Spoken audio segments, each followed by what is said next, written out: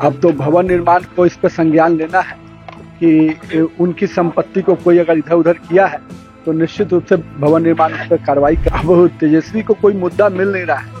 देश में बाढ़ की, राज्य में बाढ़ में किस प्रकार से जनता की चिंता की जाए, इस पर तो उनका कोई विषय आता नहीं है। न भौतिक रूप से फिजिकल जाते हैं तो केवल राजनीतिक विषय को कैसे तरह बनाए।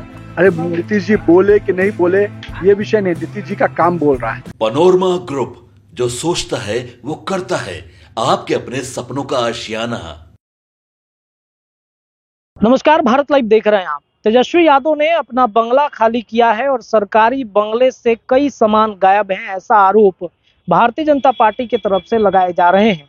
कल ही हमने आपको वहां की तस्वीरें दिखाई और बताया कि कैसे बीजेपी ये आरोप लगा रही है कि तेजस्वी यादव कई सामान अपने सरकारी बंगले से उठाकर लेकर चले गए हैं। अब इस बंगले की सियासत में एक नया मोड़ आ गया है। दरअसल हमने बिहार सरकार के मंत्री नितिन नवीन से जब इस बारे में सवाल किया है तो उन्होंने कहा है कि बेहद दुर्भाग्यपूर्ण है, कार्रवाई होनी चाहिए और बिहार सरकार निश्चित रूप से कार्रवाई करने जा रही है। इसके साथ ही साथ हमने जब ये सवाल पूछा उनसे कि विधायकों के खरीद फरोख्त की भी बातचीत आरजेडी कर रहा था और इसका भयंकर खुलासा हो गया है, तो उन्होंने इस पर भी अपनी राय रखी है। क्या कुछ कह रहे हैं नितिन नवीन, वो आप सुनिए।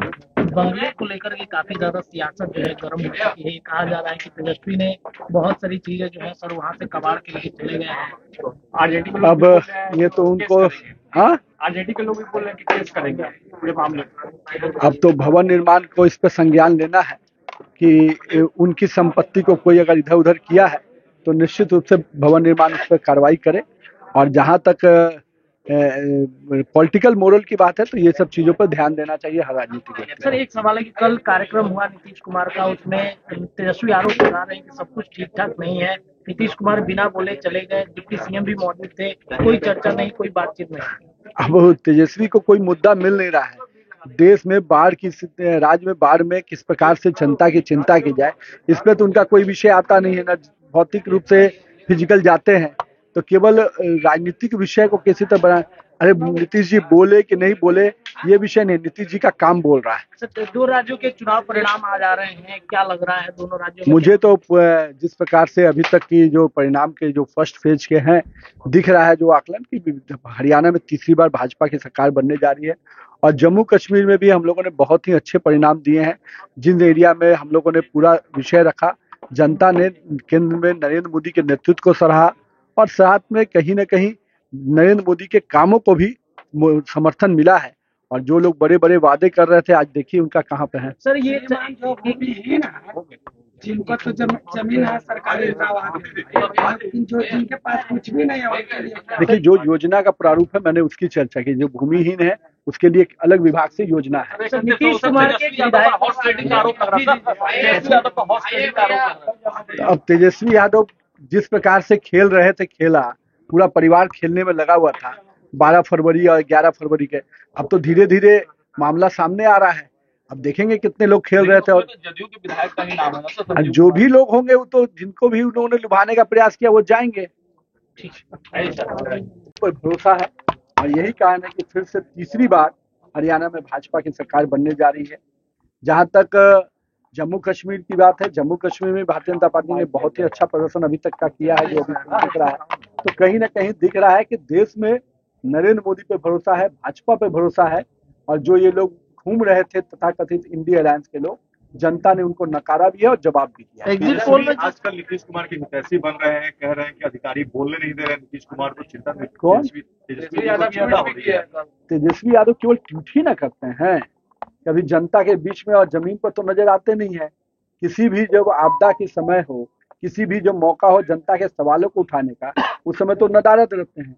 और आज जब पॉलिटिकल राजनीति करने की बात आती है तो ट्वीट करते हैं।